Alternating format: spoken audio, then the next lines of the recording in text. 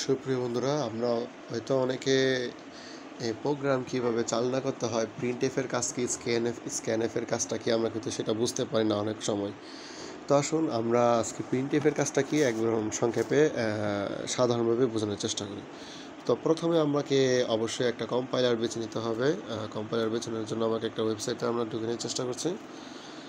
সেই ওয়েবসাইটটা আমরা বেছে নিলাম কি www.programmings.com বেছে নিলাম, এবং এখানে দেখা যাবে যে পূর্বলিখিত কিছু কি লেখা আছে, এগুলোকে আমরা ক্লিয়ার করে নিলাম। অর্থাৎ আমাদের এটা প্রয়োজন নেই। তো লেখাটাকে আমরা ক্লিয়ার করে নিলাম। এখন আমি কিন্তু লিখতে চাচ্ছি কি ইনক্লুড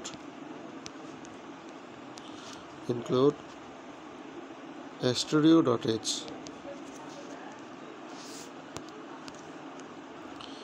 studio.h আসলে এটা কেন লিখতে হয়?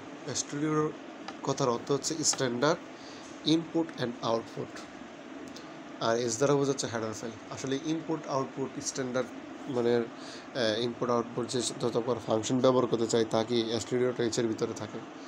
তো আপনি যদি এই ফাংশনগুলো ব্যবহার করেন অথচ এটা লিখবেন না, তাহলে কি প্রোগ্রাম সমাধান হবে না, প্রোগ্রাম কি চালানো হবে না, প্রোগ্রামে এরর থাকবে। তাই এই লাইনটা লিখতেই হয়। তার পরবর্তীতে আমরা 2 নম্বর লাইনে লিখে নিচ্ছি কি ইন্ট মেইন অথবা ভয়েড মেইনও লিখতে পারবেন চাইলে। আমরা কিন্তু এখন প্রোগ্রামটা চালনা করতে চাচ্ছি। আর প্রোগ্রামটা চালনা করতে গেলে অবশ্যই সেকেন্ড ব্রেকেট দিতে হবে। তার পরবর্তীতে আমরা এই প্রোগ্রামটা চালনা করা শুরু করতেছি। ধরে নিন আমি এখানে লিখলাম প্রিন্টএফ, তারপর কি লিখলাম প্রিন্টএফের মধ্যে হ্যালো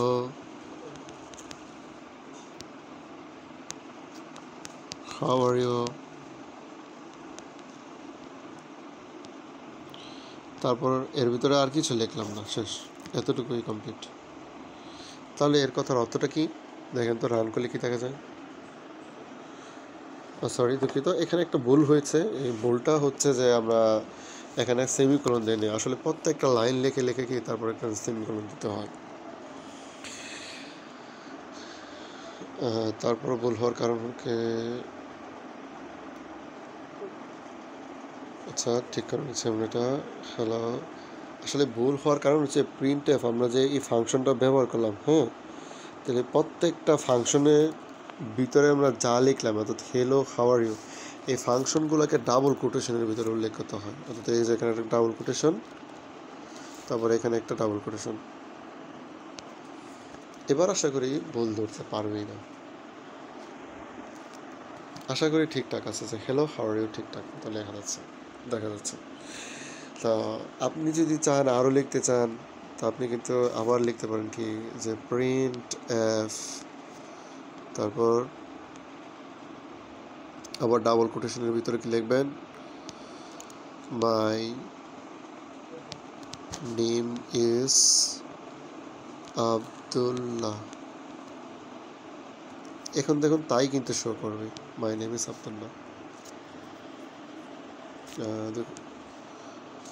সেমিকোলনটা দিতে খালি দেখুন তাই কিন্তু শো করবে, hello how are you, my name is Abdullah. কিন্তু এখানে একটা সমস্যা দেখা যাচ্ছে। সমস্যাটা কি?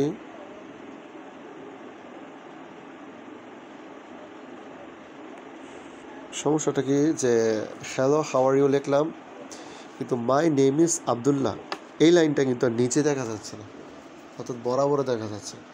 আপনি যদি চান এই লাইনটাকে নিচে নিতে, তাহলে আসুন আমরা এখানে কি করব, একটা ব্যাকলেস সাইন ব্যবহার করব। এই যে ব্যাকলেস, এই সাইনটা দেখতে পাচ্ছি, তারপর এখানে এন লিখবো, এন ব্যাকলেস এন কথার অর্থ হচ্ছে নিউ লাইন, অর্থাৎ নতুন লাইনে এটা উল্লেখ করে দেবে। দেখুন আপনারা এই যে hello how are you, my name is Abdullah. এখন মাই নেম ইজ আব্দুল্লাহ লেখাটা কোথায় দেখতে পাচ্ছেন আপনারা? নিচে দেখতে পারতেছেন।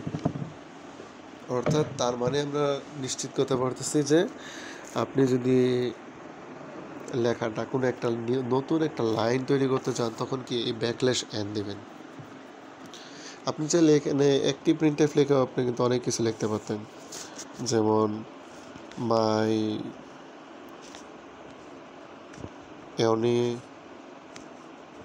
University name is national